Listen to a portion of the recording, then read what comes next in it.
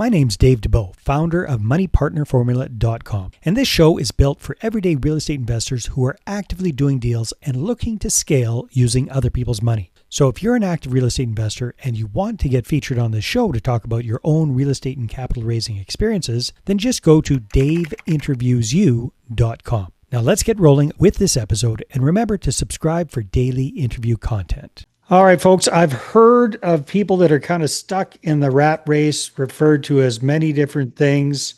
Our guest today, Tom Kirkpatrick, was in that position, and he called himself, he's a recovered corporate slug. I've never heard that expression before, Tom. I love that. He's now in the multifamily space.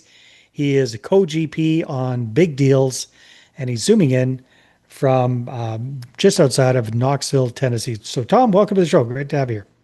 I am super glad to be here. Thanks for the opportunity. So, Tom, give us a little snapshot of what real estate investing looks like for you. No, let's back up. Let's do something different. Tell me what real estate investing means to you, because that, it sounds like you came from a position of kind of not liking what you were doing before, and this has kind of opened up a new window for you. So maybe tell us what does it mean for you, Tom? Yeah, I don't know if it was that I didn't like what I was doing. It was just that I didn't have the confidence that when it came time to, that my W-2 was going to take care of me. You never know when you're going to get laid off. And then I pretty much had all my money saved in a 401k. So pretty much everything with Wall Street. So that lack of diversification was a concern. So real estate for me is a means to diversify. And for me, it's been a path to freedom and, time freedom. Very nice. So what were you doing in your previous corporate life, if you don't mind me asking, Tom? Yeah, I was a geologist for a bunch of years. I worked for Exxon looking for oil. Then we didn't want to live in Houston anymore. So we moved to Tennessee, and I started working in environmental geology and then project management, program management, large government contracts, cleaning up mostly military bases, legacy World War II waste. So drilling wells, testing water, that type of thing. So and had a pretty, it's kind of an interesting work. If you didn't have to work at the pace of the state regulators, it would have been a lot of fun. Yeah, and I'm thinking that industry might have got shook up a little bit when old Elon was slashing and crashing through government spending and that sort of thing. So maybe you got out at a good time. Yeah. So I'm interested, what skills did you find were transferable from your previous professional life into real estate? As a project manager, everything's a project, right? I mean, so for me, a specific acquisition is a project. Due diligence is a project. So for me, it's just attention to detail. I was dealing with, multi-million-dollar budgets with the contracts, which is what we're doing with our multifamily.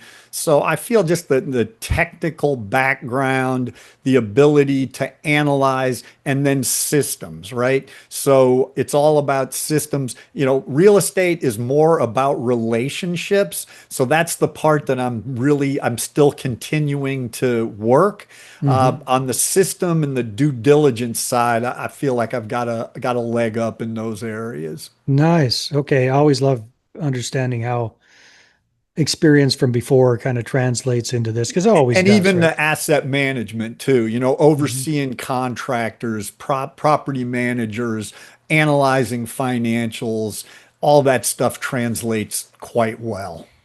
And if you ever have to deal with the government, you got some experience with that as well. Yeah. So, Tom, give us a little snapshot of what the portfolio looks like. What's your buy box is, how many different communities or projects you're involved in, where they are, that sort of thing. Yeah, so I'm a GP in just 3 deals. And, the idea when I quit my W-2 job in 2023 was that I was going to be just doing more deals because I was putting my full effort into it. It's been extremely difficult to do deals since February of 2023. So I wonder why. I wonder why. Yeah, a Wow, lot of yeah. reasons. Yeah. So that's kind of caused a pivot in my, so I'm a general partner on 230 units currently, but I've really pivoted now. Instead of, I do continue to look for smaller deals locally, like anywhere I can drive within a 4 hour radius of where I live. I can provide boots on the ground with an investor group. And I will still do that, but I've pivoted more to a fund of funds model to Okay. allocate, raise capital to bring to larger deals with strong operators in strong markets. So that way I can really focus on the capital raise piece, the due diligence of the operator and the Mm. deal to bring to the investor. So kind of in the middle of a pivot. I'm sort of new to the capital raising arena. I always was an acquisition guy, and I'm in somewhat of a transition there. Got it. Okay. So for folks who've heard of a fund of funds but don't really know what that means, maybe pretend we're all like 11-year-olds and explain it to us in a very simple manner, if you would. For sure. So it's a fund of of investor funds. So you're aggregating funds from your investors to take to a specific deal. In my case, you can have a fund that invests in multiple deals, multiple asset classes. That's a certain type of fund. The type of fund that I'm actually involved in is set up just for one specific deal. So we aggregate investor capital, take it to the deal. That way you get better finances from the deal when you bring in a larger piece of capital. So as you can grow, I'm kind of, like I said, I'm new to the game. So my first fund, I'm raising 600,000. But as I grow that, if you can go to an operator and say, I'm going to bring $2 million to your deal, it's a pretty good position for bargaining. So you can make it positive for your investors. The other thing that's good about it is, in my fund, like the minimum is a $50,000 investment, whereas if you went straight to the operator, their minimum is 100,000. So the goal is to give the opportunity for corporate slugs like oh no, for professionals, busy professionals that want to diversify, give them that opportunity to participate in institutional quality assets. Okay, very good. So this is kind of a new activity for you, Tom. But you do have a long history of professional history and that sort of thing. What are you doing to connect with investors and raise capital for your fund? I've been pretty active on LinkedIn, certainly trying to do that, attending meetups, uh, you know, getting active on social media, holding webinars to kind of explain what we do. There's deal specific webinars, but then there's also just basic educational webinars. Mm, So and then just building and trying to put out content to make investors aware of the opportunities that are available to them. yeah, no, that makes sense. Are you, I've spoken to a lot of folks that are in the capital raising space these days. They say it's gotten a lot more difficult since all the hubbub with the multifamily space a couple of years ago. Interest rates going up, a lot of deals are kind of sidelined or going down. A lot of LPs are, haven't seen any disbursements for a while, or worse yet, are losing money or cash calls. How are you finding it to have the conversations these days? 100%, pretty dang Yeah, difficult. yeah. It's all about building those systems. I was really an acquisition guy, and always I started attending these capital raising meetups, and there's some certain groups and my goal there was to partner up with somebody that was a capital raiser. Hmm. For whatever reason, that I never really did make that connection, but really have realized that everybody needs to raise capital. I could always partner up with somebody, but what if that partnership dissolves in 2 years and I Right. still don't know how to raise capital? So, everyone always, yeah, everyone told me, yeah, you can't necessarily assume that you can find a great deal and the money's just going to come. But I still tried that for a while and it worked. It Okay. worked, prior to 2022. But Yeah. the pivot has been required. And so yes, to answer your question, it's been difficult. Actually, I had a GP group that we put together. We were purchasing a 72 unit last year in Columbus, Ohio, and we failed to raise the capital to close Ouch. the deal. And we left a considerable chunk of money on the table. So that was a pretty stressful situation and told me that I needed to, 2025 is all about getting the word out and building that investor base. Hey there, if you're a capital raiser, a syndicator, or a fund manager, and you're looking for a steady flow of incoming accredited investor leads, then go ahead, grab a free copy of my new book, How to Get 20 Accredited Investor Meetings Every Month Without Cold Calling, Networking, or Chasing People. You can get that at 20accreditedinvestorsbook.com. Again, that's the number 20accreditedinvestorsbook.com. Yeah, it's interesting. I've spoken to a number of very proficient capital raisers. They've said the same thing. And what some of them are doing is they're looking for fresh fields of investor prospects, right? So Uh-huh.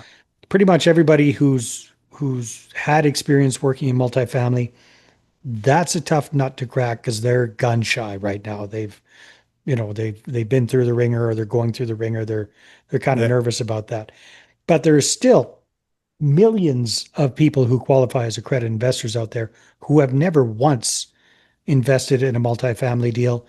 And now is a lot of people think it's a good time to be getting into these properties because some of these distressed properties are becoming available and the pricing's a little bit more reasonable and things are a little bit totally agree. back on track. So, it's kind of like Warren Buffett said, be fearful when everybody's whatever he said, when everybody's going crazy, be fearful when everybody's fearful, go for it. Right. It feels kind of like those times. So, an idea for you might be going after people who qualify as accredited investors, but real estate's kind of a new thing for them. Yeah, and that's what I focus on specifically in LinkedIn, with Sales Navigator, you can Yeah. search for folks. So I look for senior professionals and I put a tag in there for real estate. So maybe they're in, if they've got done something in real estate or they've got some history or interest just to find that. But yeah, I agree. I mean, ideally you want somebody who's interested in real estate and they understand the power of it, and then we can provide the vehicle. But yeah, I hear what you're saying. Always looking for new groups, that's for sure. Yeah. Yeah. It's a challenge these days. So if you could wave the realistic magic wand, Tom, what are you hoping to accomplish over the next couple of years, year or two? Where do you see things going? I think if I can raise, say, my goal for this year was to raise $3 million, which then that means that I'm helping that many investors, right? So Mhm. that's the goal, is to be able to get the word out, give them the opportunity that we collectively can then invest in these deals. So that's the goal, is to be able to just and get to the point where it's not when you have a deal you go looking for money. It's Mhm. you get the word out and you identify those folks that you can help and that are interested, and then when the deal comes along, it's just a matter of letting everybody know and being able to aggregate funds and invest in deals. So that's the goal. That's still a ways off for me. I'm still in the grind on a specific deal right now, and really learning how challenging it can be. So the goal is to get to the point where you're not scrambling when the deal Yeah. comes along. Yeah, I hear you for sure. Awesome, Tom. Well, hey, time flies when we're having fun on an interview. If people are interested in connecting with you and finding out more about what you and your company are up to, where should they go? The best place is my website, which would be tsquarecap.com. tsquarecap.com. And that's got all my social media links and ideally reaching out on LinkedIn. So if you go to tsquarecap.com and you can find my LinkedIn link there, or perhaps you can put that in the show notes, the LinkedIn link. Those would be great spots to open up the conversation. And I'm always looking to connect with new folks. Sounds good, Tom. Thanks for being on the show. All right, Dave, thanks so much. All right, everybody. See ya on the next one. Hey there. I really hope you enjoyed that episode. And as always, if you want to listen to more daily interview content, make sure you subscribe. And if you're an active real estate investor and you're doing deals and you'd like to get featured on this show, then just head over to daveinterviewsyou.com.